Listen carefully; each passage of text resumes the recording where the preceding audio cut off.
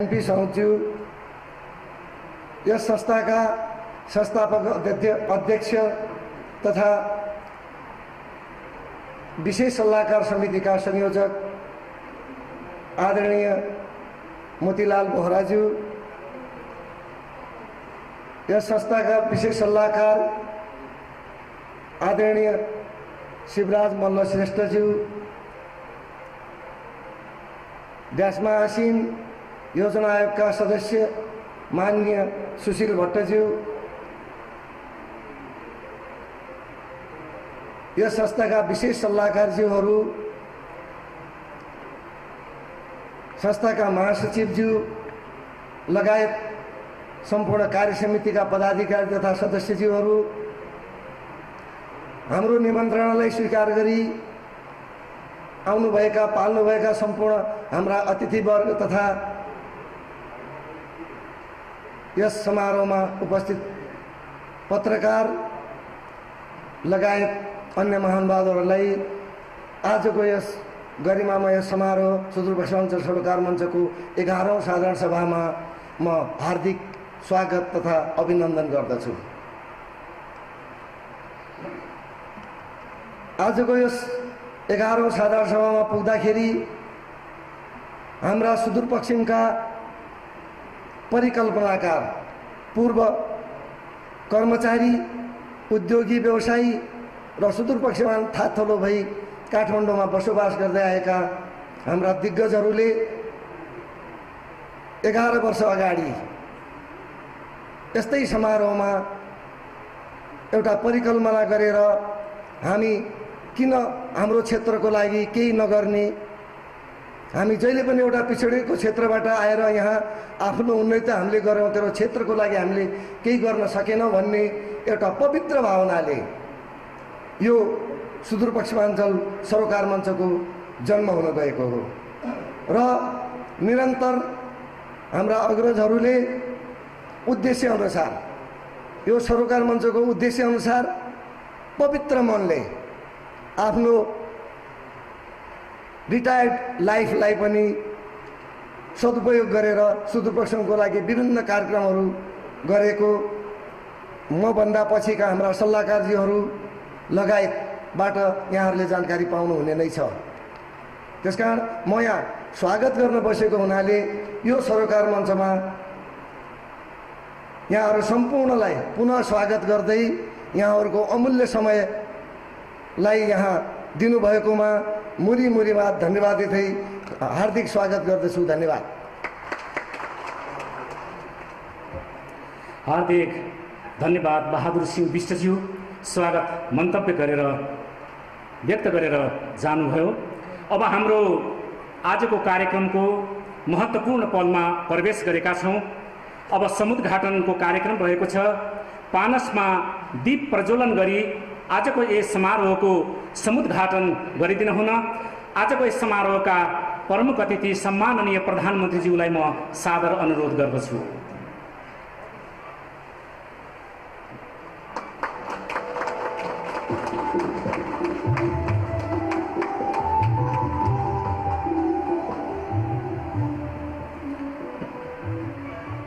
सुदूरपश्चिम प्रदेशको सर्वाङ्गीण विकासको मार्गचित्र पुस्तकको अब लोकार्पण कार्यक्रम रहेको छ। म सम्माननीय प्रधानमन्त्रीज्यू आजका प्रमुख अतिथिज्यूलाई उक्त पुस्तकको लोकार्पण गरिदिन हुन सादर अनुरोध गर्दछु।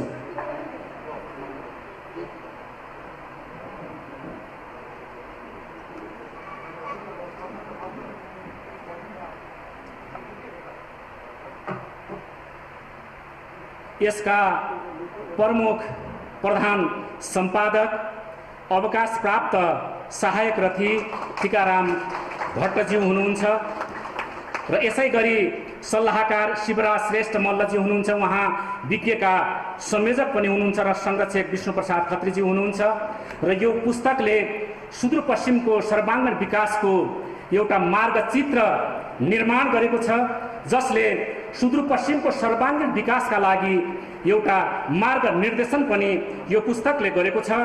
अब यो पुस्तकमा भएका सुदूरपश्चिमको सर्वाङ्गीण विकासका लागि के कामहरू गर्न आवश्यक छ सम्पूर्ण कुराहरू यसमा विज्ञहरूले आफ्ना लेख मार्फत राख्नु भएको छ। अब यसमा भएका कुराहरूलाई के कति कार्यान्वयन गर्न सकिन्छ, कार्यान्वयन गर्नका लागि यो पुस्तक राष्ट्रिय योजना आयोगका उपाध्यक्षज्यूलाई हस्तान्तरणको कार्यक्रम रहेको छ। म आजको यस कार्यक्रमका प्रमुख अतिथि सम्माननीय प्रधानमन्त्रीज्यूलाई, राष्ट्रिय योजना आयोगका उपाध्यक्षज्यूलाई यो पुस्तक हस्तान्तरण गरिदिन हुन हार्दिक अनुरोध गर्दछु।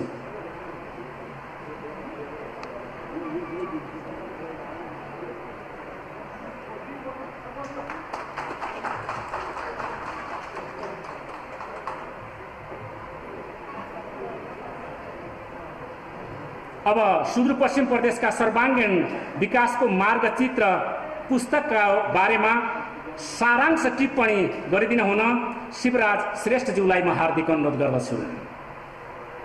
उहाँ विज्ञ समूहका संयोजक पनि हुनुहुन्छ र यो किताब तयार गर्नको लागि सल्लाहकारको भूमिका पनि उहाँले निर्वाह गर्नुभएको छ।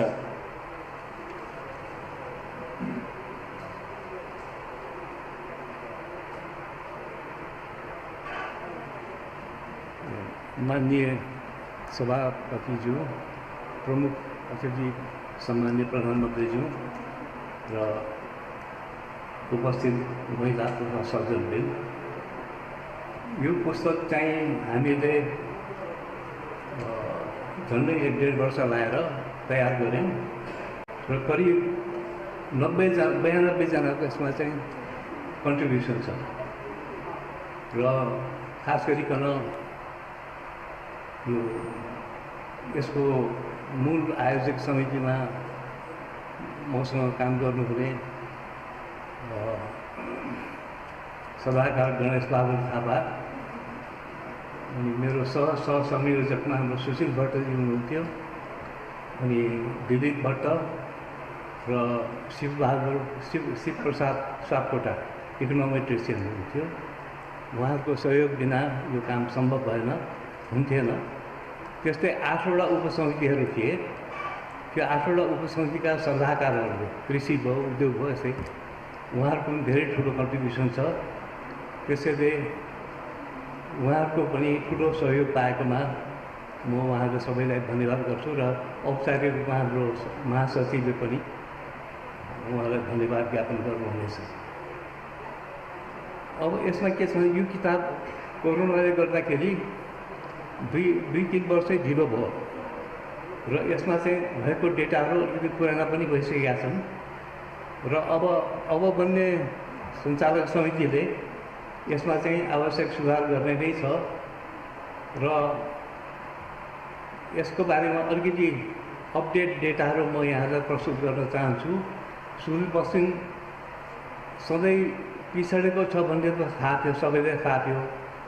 किन, कसरी र कुन क्षेत्रमा र कति मात्रामा यो पछाडि परेको छ भन्ने कुरा हामीले यो पुस्तकमा नि देखाउन कोसिस गरेका छौँ र म अलिकति यहाँलाई केही डेटा पढेर सुनाउँछु र यो यसमा सबैको चासो होला। यहाँलाई थाहै छ, सुदूरपश्चिम चाहिँ नेपालको कुल क्षेत्रफलको 13% भूभाग ओगटेको छ सुदूरपश्चिमले। यसको मतलब त्यहाँको रिसोर्सेसहरू, नेपालको कुल रिसोर्समा चाहिँ 70% हाम्रो 13% हाम्रो चाहिँ भागमा पर्छ। त्यस्तै जनसङ्ख्याको हिसाबले 9.8% सुदूरपश्चिमको छ र अब यो अनुसारै हेर्ने हो भने हाम्रो जिडिपी जुन यो राष्ट्रिय उत्पादन हुन्छ त्यसको चाहिँ 13% हुनुपर्नेमा त्यसको आधा करिब 7% मात्रै हाम्रो जिडिपीमा योगदान देखियो। यो पोहोरको डेटा हो, अब अपडेट गर्नु र अहिले नेपालको कुल जिडिपी झन्डै 48 खर्ब हुनेमा सुदूरपश्चिमको करिब 3.5 खर्ब मात्र थियो। गर्दा हामी कति पछि परेका छौँ भने यसबाट देखिन्छ। प्रति व्यक्ति आयमा चाहिँ नेपालको 1191 भएकोमा सुदूरपश्चिम चाहिँ 966 मात्रै छ यो प्रत्यक्ष मूल्यमा।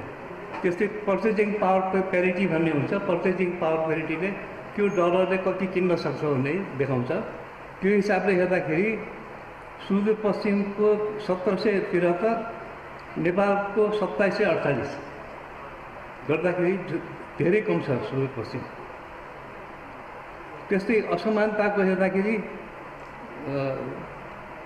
सुदूरपश्चिममा चाहिँ नेपालको सरदर 0.479 भन्दा बढी 522 थियो भन्दाखेरि महिलाप्रतिको जुन हाम्रो सुदूरपश्चिम पिछडापन छ त्यसले यसले छलफल गर्छ।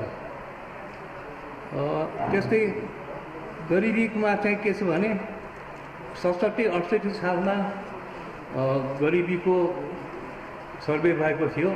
अहिले पनि भइसकेको छ र त्यो रिपोर्ट आउनु बाँकी छ, आउला अब छिटै।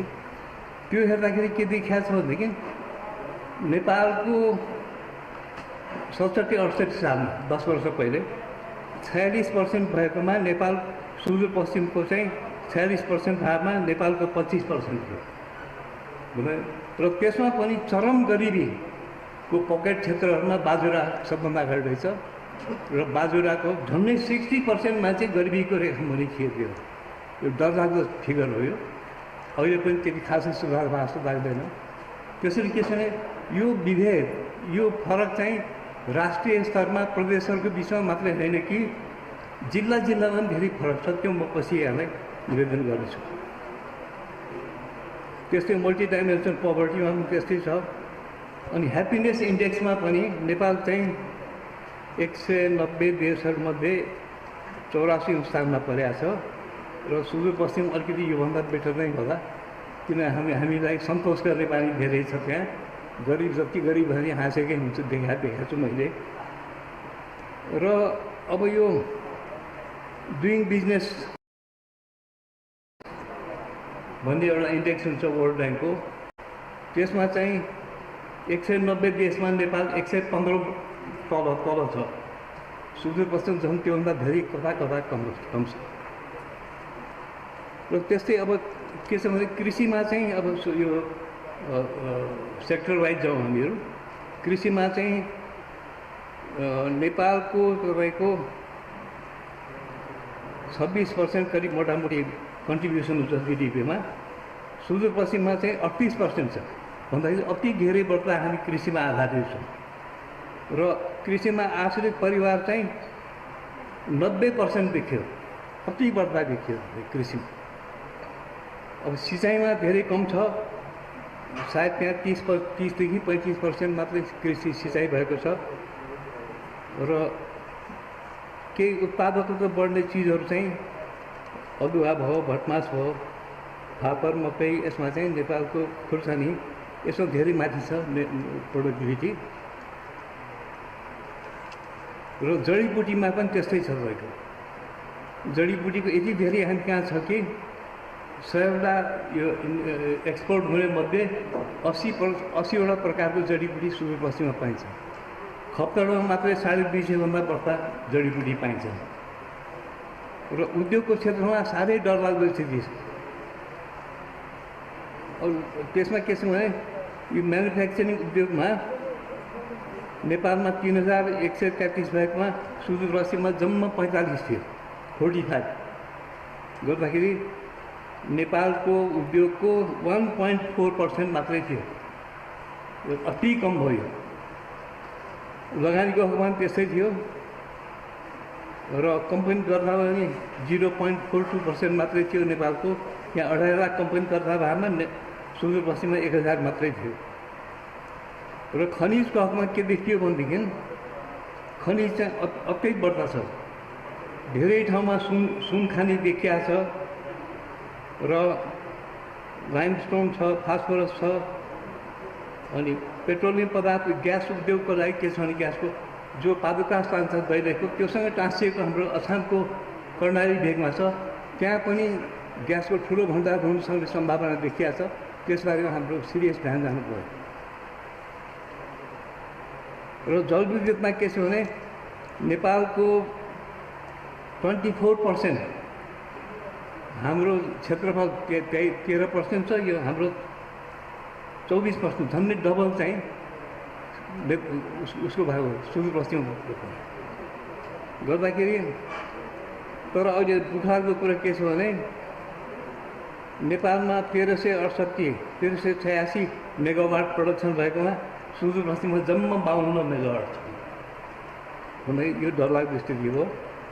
त्यस्तै अब के छ भनेदेखि हामीले बजेट मागेर मात्रै हुन, बजेट खर्च गर्ने पनि क्षमता हुनु पऱ्यो। त्यो क्षमता चाहिँ सुदूरपश्चिममा मिनिमम छ।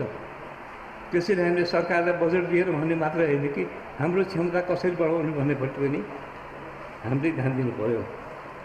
अब यो म मुख्य उसमा जान्छु, यो ह्युमन डेभलपमेन्ट इन्डेक्समा पर क्यापिटल जिडिपीलाई नै विकासको मान्ने अब त्यो अवधारणा मान्ने त्यो जमाना गयो। अब चाहिँ ह्युमन डेभलपमेन्ट इन्डेक्स त्यसलाई नै विकास मापनको एउटा संयन्त्र ठानिन्छ। त्यसमा 3वटा कुरा सबलाई थाहै होला, म अलिकति यहाँलाई गरिदिउँ। त्यसमा के हुन्छ भने पर क्यापिटल जिडिपी पिपिपी शिक्षामा र स्वास्थ्यमा यो 3वटाको सरदर अङ्क चाहिँ यो एचडिआई हो, ह्युमन डेभलपमेन्ट इन्डेक्स हो। यो ह्युमन डेभलपमेन्ट इन्डेक्स हेर्दाखेरि यहाँहरूले त्यो पुस्तकमा अगाडि एउटा राखेको छ चार्ट, यो यहाँले चार्ट हेर्नु होला। यो चार्ट हेर्दाखेरि कस्तो छ भने 2052देखि लिएर 57-58सम्म एकदम ठाडो गएको छ। त्यसपछि सुधार्नु भएको छ र अहिले गएर विगत 7 वर्षमा हाम्रो योजना आयोग र युएनडिपीले बनाएको फिगरको आधारमा 2019को फिगर हो यो। यति बढ्दा ग्याप यो जो सुदूरपश्चिम र तपाईँको नेपालको एभरेजको बिचमा जति कम हुनुपर्नेमा त्यो ग्याप झन्डै बढ्दै गएको छ, यो वाइड हुँदै गएको छ। यो चाहिँ अत्यन्त डरलाग्दो कुरा हो र यो गणतन्त्र आएपछि यस्तो हुनु अलि सहने कुरा भएन। यसमा चाहिँ हाम्रो प्रधानमन्त्रीज्यू मन्त्रीजीहरूको ध्यान जाओस् र उपाध्यक्षज्यूको खास गरीको ध्यान जाओस्। यो ग्याप बढेको छ, डरलाग्दो रूपमा बढेको छ। बागमतीको चाहिँ तपाईँको एकदम सुटअप भएर माथि गएको छ बागमती प्रदेशको, र सुदूरपश्चिम र ऊ चाहिँ झन्झन गर्दै गएको छ, न्यारो भएर गएको छ। यो ट्रेन्ड एनालिसिस हामीले गऱ्यौँ र अब जिल्ला स्तरमा चाहिँ के छ भनेदेखि जिल्लाको डेटा हामीले पाएनौँ। योजना आयोगलाई चाहिँ म उपाध्यक्षले म निवेदन गर्छु जिल्लाको पनि त्यो डेटा चाहिँ राख्नु पऱ्यो। त्यो भयो भने सजिलो हुन्छ, किन जिल्लाको अझै पनि एउटा पहिचान छ नि, म बाजुराको म प्रधानको भन्ने र त्यो कम्पेयर गर्ने। अब हेर्दाखेरि के देखियो भन्नुहुन्छ भने सुदूरपश्चिममा सबभन्दा बढी एचडिआई भएको कञ्चनपुर महाकाली सिँचाइले गर्दाखेरि त्यहाँको जनसङ्ख्याले गर्दाखेरि होला सायद। त्यसपछि गइरहेको छ। अनि पहाडी क्षेत्रमा चाहिँ डडेलधुरा हाम्रो प्रधानमन्त्रीको जिल्ला, त्यहाँ चाहिँ 0.503 थियो र सबभन्दा कम बाजुरा 0.425, अत्यन्त कम हो यो। भन्दाखेरि हामी अब नेपाल चाहिँ मध्यम वर्गको उसमा विकास उसमा जाने उसमा भएर जाँदा सुदूरपश्चिम अहिले पनि पिछडिएको जिल्लाको क्याटेगोरीमा पर्छ। गर्दाखेरि सुदूरपश्चिम चाहिँ त्यही किसिमको सुविधा पाउनुपर्ने हो कि भन्ने मलाई लाग्छ। त्यसमा पनि यहाँको ध्यान जाओस्। र अब यो हाम्रो यो किताबमा यो चाहिँ हाम्रो स्क्यानिङ भयो, यो सर्ट एनालाइसिस भन्छौँ। र अब यसको उपाय के छ भन्दाखेरि अब हामीले सुदूरपश्चिमले नेपालको सरोबरीमा 10 वर्षमा आउने हो भने कमसेकम 2.5% हाम्रो ग्रोथ रेट हुनु पर्यो। नेपालको गत 15 वर्षको एभरेज चाहिँ 1.57 छ करिब। अब हामीले नेपालको सरोबरीमा मात्रै पुग्ने हो भने पनि हामीले 2.5% कमसेकम ग्रोथ रेट हुनु पर्यो। भावनाले अब त्यसको लागि के गर्ने भन्दाखेरि अब हामीलाई यस्तो प्रोजेक्ट चाहियो जुन प्रोजेक्टले तत्काल तर कृषिलाई जम्मा बजेट बाँडिन्छ 2.3%, बढीमा 3% भने म यहाँलाई सुनाउँछु। म बढ्दै अनुसार पढ्दाखेरि नै डाक्टर गाडगिल मेरो गुरु हुनुहुन्थ्यो, उहाँले भन्नुहुन्थ्यो कृषिमा चाहिँ इन्डियाले अमेरिकाबाट गहुँ मगाएर खानुपर्थ्यो। कृषि क्रान्ति जमना नेहरूजीले 31% कुल बजेटको कुल योजनाको 31% त्यसमा लगानी गरेको छ कृषि। र आफै नेहरूजी आफै भागसँग पुग्थे, त्यहाँ पुग्थे हुन्थे। त्यस्तो किसिमले र जनसहयोगमा कर्मचारी तन्त्र घाटमा छोड भने हुँदैन थियो। जनसहयोग र जन जन जन जन परिचालन गर्ने किसिमले हामीले इरिगेसन गर्नु पऱ्यो पाहाडमा। अहिलेसम्म हाम्रो सोचाइ के छ भने तराईमा मात्रै इरिगेसन गर्ने भनेछ, त्यो होइन। पाहाडमा पनि पोलिथिन पाइपमा ल्याएर 30-35 लाखमा गर्ने गरेका छन् है। अब त्यस्तै अब जडीबुटीमा र यो बाजुरा जस्तो ठाउँको जो चरम गरिबी भएको ठाउँको लागि स्पेसल प्रोग्राम ल्याउनु पऱ्यो। र केही बिग पुस प्रोजेक्ट भन्छ क्या, अहिले गेम चेन्जर भन्ने भन्छ, जस्तो सेती प्रोजेक्ट हामीले नभ्याइ भएन, उरै लोकमार्ग नभई भएन। चाइनासँग हाम्रो त्यहाँ काठहरू अनेक किसिमको एक्सपोर्टको सम्भावना छ। र त्यस्तै हाम्रो अब सिमेन्ट फ्याक्ट्री बैतडीमा रेडी छ है। त्यस्तै फास्फोरस फ्याक्ट्री तयार छ। र मल फ्याक्ट्री पनि सकेसम्म सुदूरपश्चिममा युरिया मल पनि त्यहीँ हुनुपर्छ। सेतीको प्रोजेक्टको 50% हामीले हाम्रो त्यहाँ लगायौँ भने सस्तो दाममा, किनकि जो कन्ज्युमरले दिने रेटमा त सम्भव हुन्न। र सरकारले के गर्नु पऱ्यो भने जुन अनुदान फर्टिलाइजर दिएको छ त्यो अनुदान चाहिँ यो फ्याक्ट्रीलाई दिन्छ।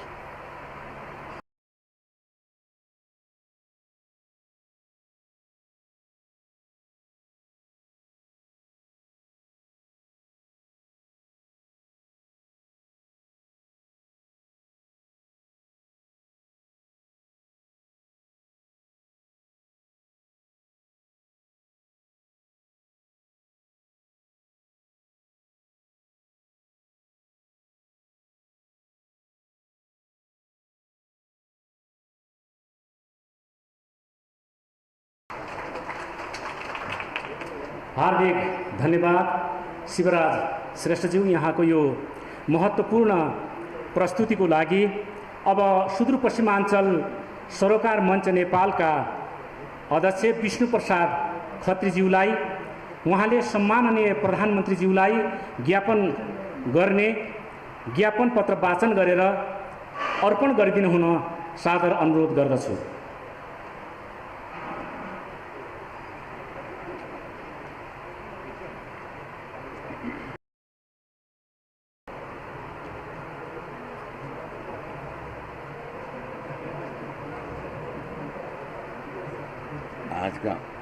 आज का प्रमुख अतिथि सम्मान्य प्रधानमंत्री जी, आदरणीय विशेष अतिथि माननीय उद्योग वाणिज्य तथा आपूर्ति मंत्री जी र विशिष्ट अतिथि माननीय पूर्व उप प्रधानमन्त्री पाल्नुहुन्छ। मञ्चमा आसीन विशिष्ट अतिथिज्यूहरू, पत्रकार मित्रहरू तथा उपस्थित सज्जनवृन्द, अतिथि देवो भवको श्रद्धाभावले सबै उपस्थित महानुभावहरूमा हार्दिक दमन गर्दछु। सर्वप्रथम सुदूरपश्चिमाञ्चल सरकार मञ्चको सर्वाङ्गीण विकास नामक पुस्तकको लोकार्पण समारोहमा प्रमुख अतिथिको रूपमा उपस्थित भई हामी सबैको ऊर्जा थप गरिदिनु भएकोमा सम्माननीय प्रधानमन्त्रीप्रति सम्पूर्ण सरोकार मञ्च तर्फबाट हृदयदेखि नै आभार प्रकट गर्न चाहन्छु। साथै आफ्नो व्यस्त तालिकाबाट केही समय छुटाई यस महत्त्वपूर्ण कार्यक्रममा सहभागी भइदिनु भएकोमा माननीय मन्त्रीज्यूहरू सहित सम्पूर्ण महानुभावहरूमा स्वागतसहित धन्यवाद दिन्छु। अब म यहाँ समक्ष सुदूरपश्चिमाञ्चल सरकार मञ्चको ज्ञापन पत्र राख्न चाहन्छु। यस सुदूरपश्चिम प्रदेशको थातथलोमा जन्मे हुर्की राष्ट्रले हामीलाई यहाँसम्म पुर्याएकोमा जननी जन्मभूमि छ स्वर्गादपि गरिएसी भनेर अनुग्रहित छौँ। यो राष्ट्रको गुण तिर्न हाम्रो पनि कर्तव्य र जिम्मेदारी सम्झी सुदूरपश्चिम थातथलोमा जन्मी काठमाडौँ उपत्यकामा बसोबास गर्ने निवृत्त राष्ट्रसेवक, विभिन्न व्यवसायी, अनुभवी विद्वान, बुद्धिजीवी मिलेर विशुद्ध विकासवादी गैर राजनीतिक स्वयंसेवी संस्था सुदूरपश्चिमाञ्चल सरकार मञ्च 2063 गठन भएको हो। सम्माननीय प्रधानमन्त्रीजी, सुदूरपश्चिम प्रदेश राष्ट्रिय विकासमा मूल प्रभावबाट निकै पछि परेकोले केही उकास्न सकिन्छ कि भनेर यो सरकार मञ्चले अधिकार बराबरी विकास बराबरी नारा बनाई सामूहिक प्रतिनिधित्व तथा एकल व्यक्तित्व सम्पर्क गरेर सरकारबाट निर्णय भएका महत्त्वपूर्ण योजनाहरू छिटो कार्यान्वयन हुन् भन्दै प्रत्यक्ष परोक्ष आग्रह अनुरोध भेट सम्पर्क सचेत गराई सरकारदेखि जनस्तरसम्मका समस्या समन्वय गरी सवादता सरकारलाई सघाउने काम यो मञ्चले गर्दै आएको छ। विक्रम सम्वत 2072 नयाँ संविधान जारी भई 3 तह केन्द्रमा सङ्घीय शासन, प्रदेशमा प्रादेशिक र स्थानीय तहमा नगर र गाउँपालिका विकेन्द्रित शासन व्यवस्था लागू भयो। स्थानीय तहमा विकास निर्माणदेखि शासन सञ्चालनको जिम्मेवारी आफ्नै जनप्रतिनिधि समक्ष आइपुग्यो। सर्वाङ्गीण विकास, राम्रो खाने, राम्रो लाउने, राम्रो कमाउने, शान्त आनन्दले सुखी र सुरक्षित जीवन जिउने अधिकार सबैले पाए। आकांक्षा बढ्दै गए तर सुदूरपश्चिमाञ्चलको आम्दानीको स्रोत बढेन। यस प्रदेशको जनसङ्ख्या 26,15,148 छ। यसमध्ये 37% परिवार वर्षभरि खान पुग्नेछन् भने बाँकी 62% परिवारलाई पुग्दैन। यो बेरोजगारीले अधिकांश युवाहरू भारत विदेशिन बाध्य छन्। यी विदेशी नै अदक्षताको कारण प्राय तिरस्कृत जीवनयापन गर्छन्। यसरी यो प्रदेश प्रतिको उपेक्षा र आर्थिक असमानताको कारण सिङ्गो राष्ट्रको प्रादेशिक अङ्ग नै आर्थिक अभावले अपाङ्ग जस्तै भएको छ। यहाँ बाजुरा जिल्लाको गरिबी रेखा बढेर सुरुमा 34% देखि हाल 64% पुगेको तथ्याङ्कले देखाएको छ। पहाडी जिल्लाहरू बझाङ, असम, डोटी, बैतडी यसै हाराहारीमा छन्। आर्थिक फड्को बाध्य खालको कुनै पनि उत्पादन तथा निर्यातमूलक धन्दा कल कारखाना यहाँ छैन। सम्मान्य प्रधानमन्त्रीज्यू, सुदूरपश्चिम प्रदेशको यो सामाजिक पछौटेपन आर्थिक सङ्कट ठुलो चुनौतीको रूपमा खडा छ। यसबारे सुदूरपश्चिम सरोकार मञ्चले चिन्ता र चासो राखी यस मञ्चको कार्यकारी तथा विशेष सल्लाहकार समितिको बैठकले यो चुनौतीपूर्ण आर्थिक सङ्कटबाट मुक्ति पाउने उपाय खोज्नको निम्ति विशेषज्ञको विज्ञ समिति गठन गरी यसमा आर्थिक विश्लेषक श्री शिवराज श्रेष्ठ संयोजकत्वमा पूर्व राष्ट्र ब्याङ्क गभर्नर अग्रज गणेश बहादुर थापा र व्यवस्थापन सङ्घका तत्कालीन अध्यक्ष युवा सुशील भट्ट समेतको विशेष समिति गठन गरी दिलीप राज भट्ट र शिवप्रसाद सापकोटा 2 जनाको सहयोग समेत लिएको थियो। तदनुसार यो विशेष समितिले काठमाडौँ उपत्यकामा रहेका विभिन्न क्षेत्रमा कार्यरत तथा निवृत्त विज्ञ विशेषज्ञहरूसँग अन्तर्क्रिया राय परामर्श लिने काम 3 महिनासम्म भयो। यस क्षेत्रको स्थलगत स्तरमै सुदूरपश्चिम प्रदेशको धनगढीमा विकास परामर्श सम्बन्धी 2 दिने कार्यशाला गोष्ठी गरी यसमा राष्ट्रिय योजना आयोग, जलस्रोत मन्त्रालय समेतका विभिन्न निकायहरूको सहभागितामा यस क्षेत्रका 9वटै जिल्लाका वरिष्ठ विद्वान बुद्धिजीवी प्राध्यापक प्राचार्य सहित विशेषज्ञहरूको उपस्थित समारोहमा तत्कालीन सम्माननीय प्रधानमन्त्री शेरबहादुर देउवाज्यूबाट यो विकास परामर्श गोष्ठीको समुद्घाटन भएको थियो। यसबाट प्रेरित भई यी विद्वान बुद्धिजीवी प्राध्यापक समेतको सभाले 16 बुँदे विकासको अवधारणा पत्र पारित गरेका थिए। क्षेत्रीय तथा केन्द्रीय स्तरको सुझावहरूलाई आधार मानी यस क्षेत्रको विकास निर्माणका पूर्वाधार र कार्यान्वयनको उपाय सहितको तथ्याङ्क प्रतिवेदन दस्तावेजलाई नै सुदूरपश्चिम प्रदेशको सर्वाङ्गीण विकासको मार्गचित्र नामक पुस्तक प्रकाशन गरिएको छ। यस क्षेत्रका प्राकृतिक सम्पदा, त्यसका विज्ञ विशेषज्ञको पहिचान, यहाँको तथ्याङ्कमा सदुपयोग गर्ने उपाय औँल्याएर विकास निर्माण गर्ने बाटो पहिल्याउने प्रयास भएको छ। यसबाट राज्यका सङ्घीय प्रादेशिक स्थानीय स्तरका जनप्रतिनिधि र दक्ष प्रशासक एवं विकास प्रेमीलाई आफ्नो क्षेत्रमा विकास योजना तर्जुमा गरी कार्यान्वयन गर्न उपयोगी भई सघाउनेछ भन्ने आशा लिएका छौँ। सम्माननीय प्रधानमन्त्री, सुदूरपश्चिम प्रदेश बहुत प्राकृतिक सम्पदाको धनी छ। यिनको सही पहिचान पनि भइसकेको छ। यी प्राकृतिक सम्पदाहरू यसैले तलमाथि प्रसङ्गमा विकासका पूर्वाधारको रूपमा जल सम्पदा, सेती, महाकाली, कृषि प्रधान देश 41% वन जङ्गल, 24% खेतीयोग्य भूमि र 12% चरीचरण क्षेत्र छन्। रमणीय धार्मिक पर्यटन क्षेत्रहरू र खनिज पदार्थहरू उल्लेख्य छन्। विगत पञ्चवर्षीय योजनाको मुलुकको समान र समानुपातिक विकास गर्नको निमित्त 13 सालदेखि नेपालमा पञ्चवर्षीय योजना थालनी भई 65 वर्षसम्म 14वटा पञ्चवर्षीय तथा त्रिवर्षीय योजनाहरू दुवै हुँदै अब 15औं पञ्चवर्षीय योजना लागू हुने तयारी छ। विकासमा भौगोलिक समानताका आधारमा बजेट र योजनाहरू तर्जुमा गरी बाँडफाँड गरेर मुलुकको आर्थिक स्तर उकास्ने र गरिबी हटाउने नाममा तत्कालीन योजनाकार र सत्ताधारीहरूको अदूरदर्शिताको कारण सैकडौँ वर्षदेखि यो सुदूरपश्चिम प्रदेश साह्रै उपेक्षित र पाउनुपर्ने हक अधिकार सुविधाबाट वञ्चित छ। यस क्षेत्रका नागरिकहरूको मानव अधिकार, संविधान प्रदत्त समान न्याय, समान अवसर पाउने अधिकारको सम्मान गर्दै उनीहरूले राज्यबाट क्षतिपूर्ति पाउनुपर्ने सिद्धान्तलाई स्वीकार गरी सुदूर पश्चिमको विकासका उच्च प्राथमिकता दिनुपर्छ। यहाँको सुसुप्त अर्थतन्त्रलाई आर्थिक फड्को मार्ने खालका सम्भाव्य महत्त्वपूर्ण ठुला योजना छनौट गरी उच्चतम प्राथमिकता दिई कार्यान्वयन गर्नेतिर नीतिगत व्यवस्था हुनुपर्छ। अनि मात्र पिछडिएको क्षेत्रलाई समृद्धिको अवसर पाएर संवैधानिक समानताको न्याय हुनेछ। दीर्घकालीन विकासका योजनाहरू। यहाँको प्रमुख चुनौती भनेको बेरोजगारी र आर्थिक सङ्कट नै हो। यसको आजसम्म उचित सम्बोधन हुन सकेको छैन। यसबाट सुदूरपश्चिमाञ्चल प्रदेशका मुक्ति दिन औद्योगिक र आर्थिक क्रान्ति जरुरी छ। हरेक जिल्लाको प्राकृतिक सम्पदाको सम्भाव्यता हेरी प्रत्येक जिल्लामा 4-5वटा निर्यातमूलक उत्पादनशील उद्योग खोल्न जरुरी छ। साथै परम्परागत कुटीर तथा घरेलु उद्योगले पनि प्रोत्साहन पाउनुपर्छ।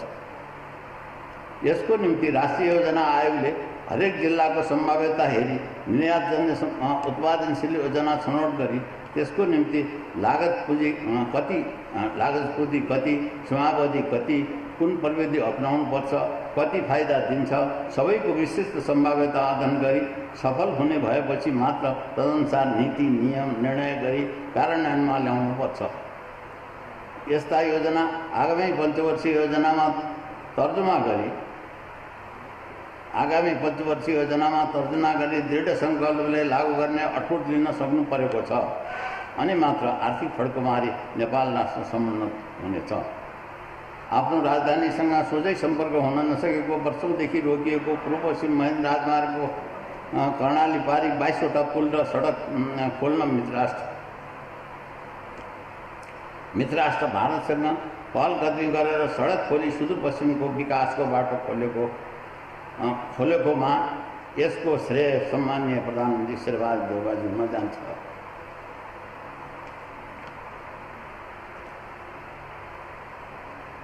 यस्तो नेतृत्वप्रति आश राखी सबैले गौरव गरेका छन्। यस्तै उदारमा दृढ इच्छाशक्ति लिएर यो सबैभन्दा पिछडिएको प्रदेशलाई औसत राष्ट्रिय विकासको मूलधारमा ल्याउन आगामी पञ्चवर्षीय योजनामा उल्लेखित योजनाहरूलाई विशेष दीर्घकालीन योजनाको रूपमा तर्जुमा गरी यसलाई गतिशील रूपमा कार्यान्वयन गर्ने व्यवस्था मिलाई आर्थिक औद्योगिक क्रान्ति छेड्ने अपेक्षा गर्छौँ।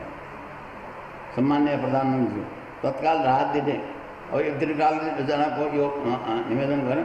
तत्कालीन अहिले चाहिँ राहत दिनको लागि, बेरोजगारी हटाउनको लागि जो हाम्रो चालु योजनाहरू छन् ती योजनामा चाहिँ बेरोजगारी सम्हाल्ने चाहिँ व्यवस्था गरिदिनु पर्यो भन्ने अनुरोध गर्न चाहन्छु। तत्काल दिने रणनीतिक योजनाहरू आगामी आर्थिक वर्षको विकासको पूर्वाधारसँग जोडिनुपर्छ।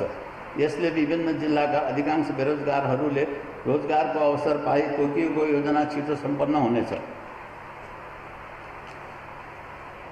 सडक यातायात क्षेत्रमा सेती लोकमार्ग टिकपरदेखि उरै तागलाकोट प्राचीन पौराणिक ऐतिहासिक त्रिदेशीय व्यापार कारोबार गर्ने प्रमुख पारवहन नाका जोड्ने सडक हो। दार्चुला टिङ्गर महाकाली सडक यसले सीमा सुरक्षा एवं सीमावासीलाई सुविधा दिन्छ। पूर्व पश्चिम मध्य पहाडी पुष्पलाल राजमार्ग यो पूर्वी नेपाल 5 तर्फको चिया भन्ज्याङदेखि पश्चिम बैतडी झुलाघाटसम्म 1879 किलोमिटर लम्बाइ र पहाडी राजमार्ग हो। यसको पश्चिमी भाग अझै निर्माणाधीन छ। यो सडकलाई यथाशक्य जनघनत्व भएको अधिकांश उत्तरी दुर्गम जिल्लाहरूमा छुने गरी पुनः रेखाङ्कन गरी यथाशक्य सबैलाई सुविधा र छोटो सडक बन्नुपर्छ। श्रमिक शिविर खडा गरी रोजगारको व्यवस्था हुनुपर्छ। जलविद्युत उत्पादन राष्ट्रिय गौरवको पश्चिम सेती जलाशययुक्त जलविद्युत आयोजना र पञ्चेश्वर महाकाली बहुआयामिक ठुलो जलाशय आयोजनाहरू 35औं वर्षदेखि तथाकथित मात्र छन्। पश्चिम सेती राष्ट्रिय गौरवको योजना कार्यान्वयन गर्ने खन्तिलो कदमको प्रयास भएको बुझिन्छ, तर निर्णय भएको छैन। यसले हाम्रो ठुलो आम्दानीको स्रोतबाट हामी आफै वञ्चित भएका छौँ। अविरल आय स्रोत व्यर्थै खेर गइरहेछ। यस्तै 210 मेगावाटको चैनपुर सेती र 309 मेगावाटको SR6 सेतीमा बन्ने जलविद्युत आयोजना पनि स्थानीय तहमा कार्यरूपमा आएको छैन। यहाँको अपार जल सम्पदाको जलविद्युत उत्पादन र सिँचाइमा प्रयोग गर्न सकेको छैन। यसमा सम्माननीय प्रधानमन्त्रीबाट विशेष पहल गर्न अनुरोध गर्दछौँ। पर्यटन क्षेत्र यहाँका धार्मिक पर्यटन क्षेत्रहरू घोडाघोडी ताल छुल्का फाटा उग्राधारा घटाल थपधाट बढीमालिका सोमासर्व मानसर्व कैलासान्य साइकल उरै तागलाकोट नाका समेतका अनेकौं रमणीय क्षेत्रहरू प्रशस्त छन्। यहाँ पर्यटकहरू निर्बाध रूपले आउने जाने बस्ने खाने स्वास्थ्य सञ्चार र सुरक्षाको राम्रो व्यवस्था हुन सके यहाँको पर्यटन व्यवस्था निकै नै पर्यटन उद्योगको रूपमा लिएर गाउँघरको आमद बढ्न सक्छ। अझै यो क्षेत्र भौगोलिक दृष्टिले भारतीय ठुल्ठुला सहर समेत दिल्ली र तागलाकोट निकटस्थ भएकोले पनि आवत जावत र व्यापार कारोबार एवं भविष्यको निम्ति पनि हवाई स्थल मार्ग निकट दूरीमा छन्। धनगढी चैनपुर उरै साइपालसम्म हवाई सेवा दिन सके कैलाश मानसरोवर यात्रा सबैभन्दा प्रभावकारी छोटो र सुविधाजनक भई विदेशीहरूलाई पर्यटकीय आकर्षण बढ्न सक्छ।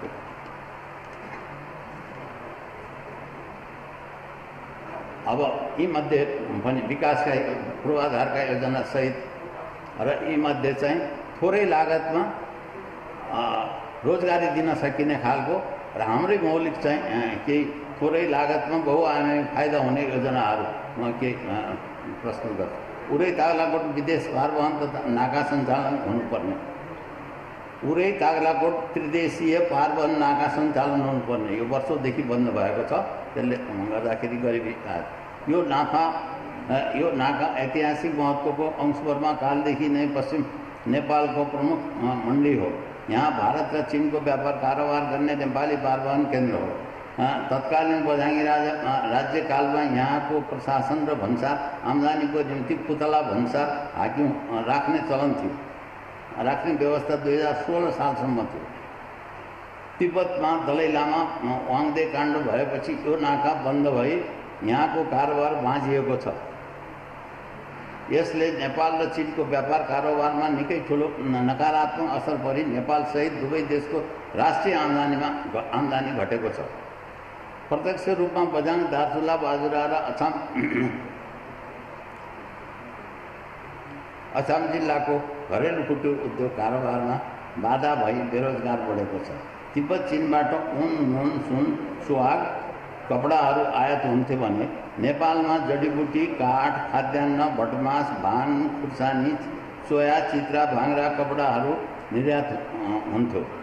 दुवै देशको आपसी समझदारीमा स्थानीय परम्परागत सम्बन्ध र अन्तर्राष्ट्रिय नीति नियम अनुसार दुवै देशबीच सहज सम्झौता गरी यहाँको नाका कारोबार बन्द व्यापार खोल्ने कदम चाल्नुपर्छ। व्यापार कारोबार गर्ने ढोका बन्द गरेर हाम्रो आर्थिक उन्नति हुन सक्दैन। अर्को जडीबुटी प्रशोधन केन्द्र प्राचीन कालदेखि यस क्षेत्रका वनजङ्गलहरूमा अनेकौं थरीका औषधिजन्य जडीबुटीहरू भारत र चीनमा निर्यात भइ रहेछ। जडीबुटीमा हाल यासागुम्बा र चरेस भाङ बहुमूल्य जडीबुटी मानिन्छन्। आधुनिक वैज्ञानिक युगमा यासागुम्बालाई मानिसमा पुरुषार्थ सौरशक्तिवर्धक मानिएको छ भने चरेस भाङ गाउँघरको शिवबुटीलाई प्राणघातक क्यान्सर रोगको अचूक दबाई भनी वैज्ञानिकहरूले सिद्ध गरेका छन्। यसको खेती र प्रशोधन केन्द्र बनाएर 7 तत्त्व मात्र निर्यात गर्न सके जनजीविकोपार्जनदेखि ठुलो राष्ट्रिय आम्दानीको स्रोत बन्न सक्छ। यसले नेपालको हाल भइरहेको व्यापार घाटालाई निकै कम गर्न सकिन्छ। विदेशी मुद्रा सञ्चित बढाउन ठुलो योगदान हुनेछ। कोभिडको कारणले श्रीलङ्का, चीन र भारत समेत संसारभरि नै आर्थिक सङ्कटको त्रास बढेकोले स्वदेशमै खँदिलो उपार्जनको बाटो भाङ खेती खुला गर्ने बारेमा विचार विमर्श हुन जरुरी छ। परम्परागत नेपाली घरेलु औषधि। परम्परागत नेपाली घरेलु औषधि शिक्षण तथा अनुसन्धान केन्द्र र औषधोपचार अस्पतालको व्यवस्था। घरेलु औषधिको व्यवस्था, त्यसको पढाइ पनि होस् र अस्पताल पनि होस् भनेर हाम्रा गाउँघरमा वैद्यद्वारा घरेलु जडीबुटीले औषधोपचार गर्ने परम्परागत पद्धति छ। यो घरेलु औषधि कम खर्चमै सस्तो र सुलभ रूपमा बच्चादेखि वृद्धसम्म स्थानीय घरेलु जडीबुटी प्रयोग गरेर औषधोपचार हुन्छ। तर वैद्यको औषधि प्रचार प्रसार कम गर्ने हुँदा लोपोन्मुख अवस्थामा रहेको छ। यो वैद्यको परम्परागत घरेलु औषधिलाई वैज्ञानिक प्रशोधन र विश्लेषण गरी 7 तत्त्व निकाली औषधोपचार गर्ने परम्परागत पद्धतिलाई जोगाई नेपाली मौलिक पद्धतिको विकास गरी चाइनिज र युनानी घरेलु औषधि जस्तै नेपाली घरेलु औषधिको प्रचार प्रसार प्रयोग हुन सक्थ्यो। यसले व्यावसायिक रोजगारी वृद्धि र स्वास्थ्योपचार सुलभ भई राष्ट्रिय आमद बढ्ने मात्र नभई स्वास्थ्य शिक्षामा नयाँ आयाम नै थप्नेछ। हरेक जिल्लामा गाउँघरमा वैद्यहरूलाई केही न केही रूपमा प्रोत्साहन गरी तिनीहरूले परम्परागत हासिल गरेको ज्ञान सङ्कलन गरी त्यसलाई वैज्ञानिक विश्लेषणले परिमार्जन गरेर प्रयोगमा ल्याउनलाई हरेक जिल्लामा एक-एकवटा परम्परागत घरेलु शिक्षण अस्पताल खोल्ने र प्रत्येक प्रदेशमा नेपाली घरेलु औषधि बारे पढाउने शिक्षण तथा अनुसन्धान केन्द्र खोलेर नेपाली घरेलु औषधिको डाक्टरको दक्ष जनशक्ति तयार गरेर ती दीक्षित डाक्टरहरूलाई जनस्तरको सेवामा पठाउने पद्धतिको विकास गर्ने। यसरी नेपाली घरेलु औषधिको नयाँ आयाम थपी व्यावसायिक रोजगारको गुणात्मक वृद्धि हुनेछ। अन्तमा यो यस्तो व्यस्त समय तालिकामा बावजुद पनि सम्माननीय प्रधानमन्त्री स्वयं उपस्थित भइदिँदा यस कार्यक्रमको महत्त्व अझै बढ्न गएको छ। सम्माननीय प्रधानज्यूमा आभार व्यक्त गर्दछौँ। धैर्यतापूर्वक श्रवण गरिदिनु भएकोमा विशिष्ट अतिथिहरू, अन्य अतिथिहरू लगायत सम्पूर्ण महानुभावमा धन्यवाद ज्ञापन गर्दछु।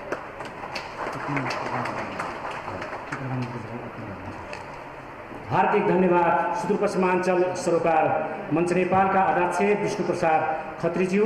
अब उहाँले वाचन गरेको ज्ञापन पत्र सम्माननीय प्रधानमन्त्रीज्यूलाई हस्तान्तरण गर्नुभएको छ। अब हामी सम्मानको कार्यक्रममा पदार्पण गरेका छौँ। शिवराज श्रेष्ठ ज्यूलाई अब सम्मानको कार्यक्रम रहेको छ। सर्वप्रथम म यो सम्मान पत्र वाचन गर्ने अनुमति चाहन्छु।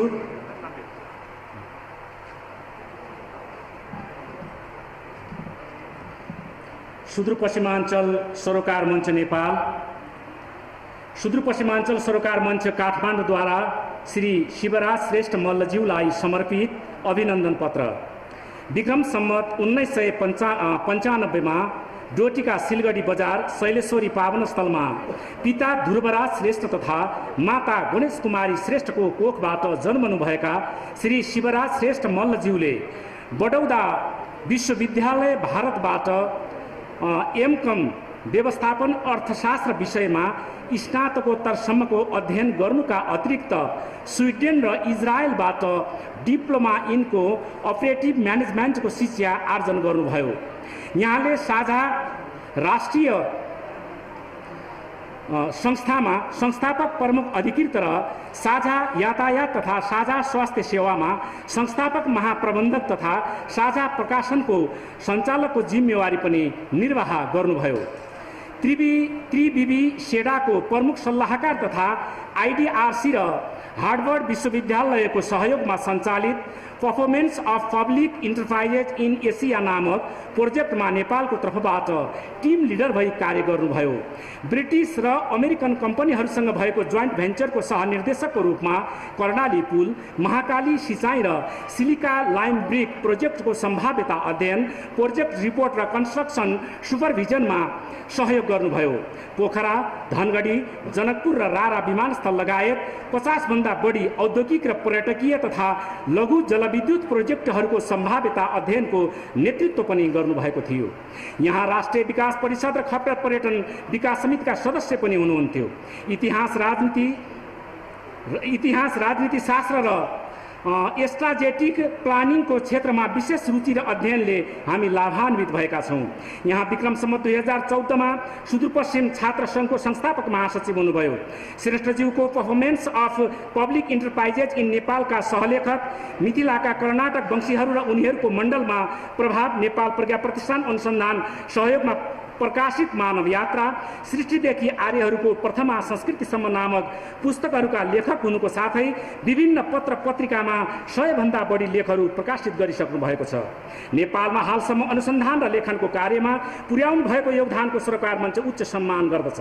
यहाँले सुदूरपश्चिम र मातृभूमिको सेवा तथा नेपालको समग्र सन्तुलित विकासमा दिएका योगदानको सुदूरपश्चिमाञ्चल सरोकार मञ्च हार्दिकता साथ गौरवको अनुभूति गर्दछ। सुदूरपश्चिमाञ्चल सरोकार मञ्चको स्थापना कालदेखि हालसम्म सल्लाहकारको सेवा प्रदान गर्दै हालै प्रकाशित सुदूरपश्चिम प्रदेशको सर्वाङ्गीण विकासको मार्ग चित्र नामक पुस्तक तयार गर्ने विज्ञ टोलीको सफल नेतृत्व गर्नुभएकोमा हामी हर्षित भएका छौँ। यहाँको प्राज्ञिक योगदानको कदरस्वरूप सुदूरपश्चिमाञ्चल सरोकार मञ्चद्वारा ससम्मान यो अभिनन्दन पत्र समर्पण गरिएको छ। साथै यहाँको सुस्वास्थ्य दीर्घ जीवनको लागि श्री शैलेश्वरी माता समक्ष हार्दिक प्रार्थना गर्दछौँ। विष्णु प्रसाद खत्री अध्यक्ष, उमाशंकर जोशी महासचिव, शेरबहादुर देउबा सम्माननीय प्रधानमन्त्री प्रमुख अतिथि। इति सम्मत 2079 साल 2 महिना 22 गते।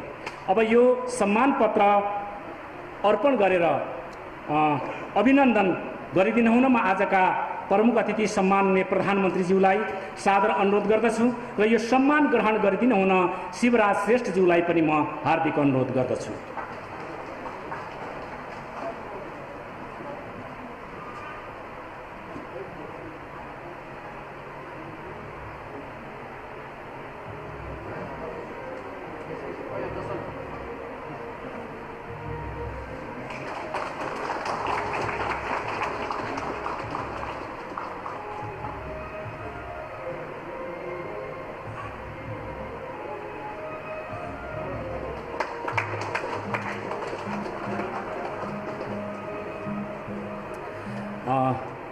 हार्दिक धन्यवाद र हामी सरोकार मञ्चको तर्फबाट हार्दिक कृतज्ञता अर्पण गर्दछु सम्माननीय प्रधानमन्त्रीज्यू समक्ष।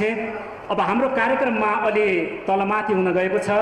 सम्माननीय प्रधानमन्त्रीज्यूको समय अत्यन्त व्यस्त भएको र अर्को कार्यक्रममा जानुपर्ने भएकोले यसपछिको शुभकामना मन्तव्य लगायतको कार्यक्रम हाम्रो निरन्तर रूपमा सम्माननीय प्रधानमन्त्री शेरबहादुर देउबाज्यूलाई म सादर आमन्त्रण गर्दछु।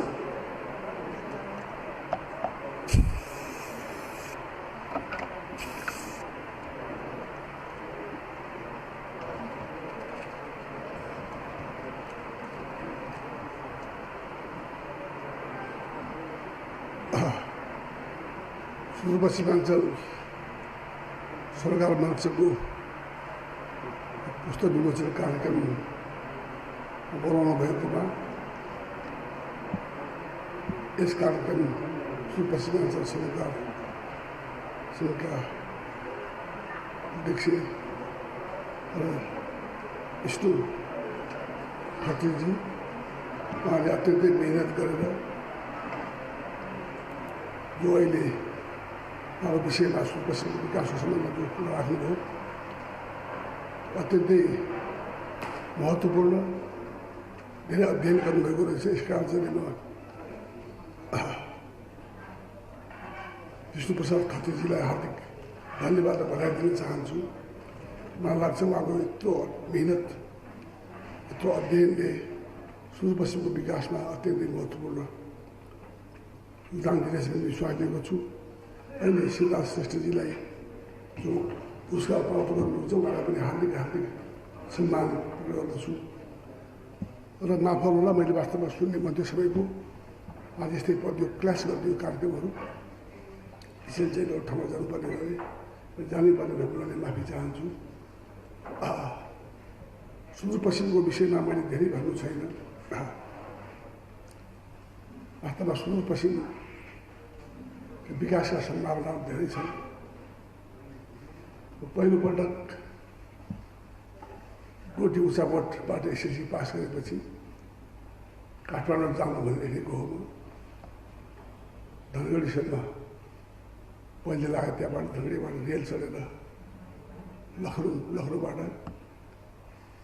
गुवाहाटी लखनऊ रेल चढेर हामी चाहिँ मुजफ्फरपुरमा रेल चेन्ज गरेर रक्सोल पुगेका थियौँ। रक्सोलबाट फेरि गाडीमा चाहिँ काठमाडौँ आएको हो। त्यस्तो चाहिँ अवस्था थियो सुरुमा। अहिले नेपाल जोडिएको छ बाटोले पनि, सुदूरपश्चिम जाने बाटो बनेको छ, जिल्लामा जाने बाटो बनेको छ, गाउँठाउँमै एउटा जाने बाटो बनेको छ। त्यस्तो अवस्था विकास धेरै भएका छन्। तर त्यहाँको गरिबी अझै पनि हटेको छैन। हाम्रा सारा सुदूरपश्चिमका युवाहरू खास गरिकन यो अझै पनि बम्बई जाने, मद्रास जाने, लाहोर जाने भने लाहोरै भन्छ अहिले पनि त्यस्तो अवस्था छ। त्यसैले चाहिँ अझै पनि हाम्रो जो देशको सुदूरपश्चिमको आर्थिक अवस्था अझै पनि उठ्न सकेका छैन। तर सुदूरपश्चिममा एकदमै धेरै विकासका सम्भावना छन्। महाकाली त्यही छ, सेती त्यही छ। यो विकास गर्न सकेका खण्डमा, पञ्चेश्वरको विकास गर्न सकेका खण्डमा, पश्चिम क्षेत्रको विकास गर्न खोजेका खण्डमा अवश्य नै सुदूरपश्चिमको सबभन्दा धनी बन्न सक्दछ। यस सम्बन्धमा म अब केही कुराहरू तपाईँलाई भन्न चाहन्छु। सुदूरपश्चिम सरकार मञ्चले विगत 16 वर्षदेखि यस क्षेत्रको विकासका लागि विभिन्न प्रयास गर्दै आइरहेको छ। सुदूरपश्चिम प्रदेशको सर्वाङ्गीण विकासका लागि निस्वार्थ भावले मातृभूमिप्रति आफ्नो कर्तव्य वहन गर्दै समग्र प्रदेशको विकासका लागि आवश्यक मार्गचित्र यस पुस्तक प्रकाशमा गरिएको कुरा देखेर मलाई खुसी लागेको छ। यो मार्गचित्र सुदूरपश्चिमको प्रदेशमा भएको गरिबी असमानता हटाई समग्र विकासमा केन्द्रित रहेको छ, जुन कुरा अत्यन्तै सराहनीय छ। सुदूरपश्चिम प्रदेश मानव विकासको सूचकाङ्कमा अगाडि आउनुपर्ने आवश्यकता छ। यसका लागि सबैले आफ्नो ठाउँबाट समन्वय सहकार्य गर्न जरुरी छ। तीनवटै तहका सरकारहरूको सहकार्यपछि परेको प्रदेशको तीव्र विकासका लागि आवश्यक कार्ययोजना बनाउन सरकार प्रतिबद्ध छ। सङ्घीय सरकार र प्रदेश सरकार विकास योजनाका तर्जुमा कार्यान्वयन मूल्याङ्कन यो पुस्तक सहभागी भन्ने मैले विश्वास लिएको छु। यस्तो महत्त्वपूर्ण कार्यमा योगदान गर्ने सुदूरपश्चिमका सबै सेवानिवृत्त सेवारत विज्ञ विशेषज्ञहरूको कार्यको उच्च मूल्याङ्कन गर्दै उहाँलाई हार्दिक धन्यवाद ज्ञापन गर्दछु। अब यो सुदूरपश्चिममा ड्राई पोर्ट बनाउने भारत सरकारको सहमति भएको छ। महाकाली पाली त्यो चाहिँ 2007 सालमा ड्राई पोर्ट भएको खण्डमा त्यहाँ सिधै हामी चाहिँ नि सुदूरपश्चिम कनेक्ट हुनेछ। बम्बईसित कनेक्ट भएको खण्डमा सिधै चाहिँ नि बम्बईबाट सिधै चाहिँ नि माल सामान ल्याउन सकिनेछ, छोटो हुनेछ। त्यसले अझ बढी विकासमा पनि हाम्रो ठुलो योगदान मिल्ने विश्वास लिएको छु मैले। त्यस्तै अरू कुराहरू छन्। सुदूरपश्चिमको विकास सम्भावना धेरै बढी छन्। तर अझै पनि चाहिँ नि विकटताको कारणले अझै पनि त्यहाँ चाहिँ नि लगानीकर्ताहरूले अझै पनि आफूलाई चाहिँ नि त्यहाँ चाहिँ सुरक्षित मानेका छैनन्। त्यस कारण लगानीकर्तालाई पनि सुरक्षाको व्यवस्था दियो भनेदेखिलाई विदेशहरूले सबै लगानीकर्तालाई आएर हाम्रो सुदूरपश्चिममा सबभन्दा बढी धनी प्रदेश हुन सक्ने प्रदेश छ। त्यसैले यसको चाहिँ मलाई विश्वास छ विकास हुने छ। अन्तमा यस किसिमको पुस्तकले सुदूरपश्चिमको समग्र विकासमा ठुलो सहयोग पुग्ने विश्वासका साथ पुस्तक विकासमा लाग्नुभएका सबैलाई धन्यवाद दिन चाहन्छु। यति भन्दै फेरि म चाहिँ सरोकार मञ्चका अध्यक्षजीलाई फेरि पनि हार्दिक धन्यवाद दिँदै बिदा हुन्छु। धन्यवाद, जय नेपाल।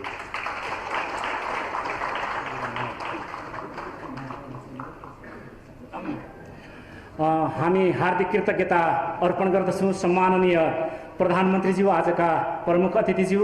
यो अमूल्य समयको लागि अब सम्माननीय प्रधानमन्त्रीज्यूलाई मायाको चिनो प्रदान गर्ने कार्यक्रम रहेको छ। म सुदूरपश्चिमाञ्चल सरोकार मञ्च नेपालका अध्यक्षज्यूलाई ससम्मानपूर्वक त्यो मायाको चिनो प्रदान गरिदिनु हुन हार्दिक अनुरोध गर्दछु। यसै गरी सुरत बहादुर शाहज्यूद्वारा लिखित सुदूरपश्चिमबाट उदाएका अमर नक्षत्र र डडेलधुराको एक चिनारी 2वटा पुस्तक सम्माननीय प्रधानमन्त्रीज्यूलाई हस्तान्तरण गरिदिनु हुन पनि म हार्दिक अनुरोध गर्दछु। र अब सम्माननीय प्रधानमन्त्रीज्यूसँग सुदूरपश्चिमाञ्चल सरोकार मञ्च नेपालका सल्लाहकार र कार्य समितिका पदाधिकारीज्यूहरूको सामूहिक फोटो खिच्ने कार्यक्रम रहेको छ। कृपया पछाडि आएर फोटो खिच्ने कार्यक्रममा सहभागी भइदिनु हुन पनि म अनुरोध गर्दछु। सल्लाहकारज्यूहरूलाई म मञ्चमा निम्त्याउँछु फोटोको लागि, सामूहिक फोटोको लागि।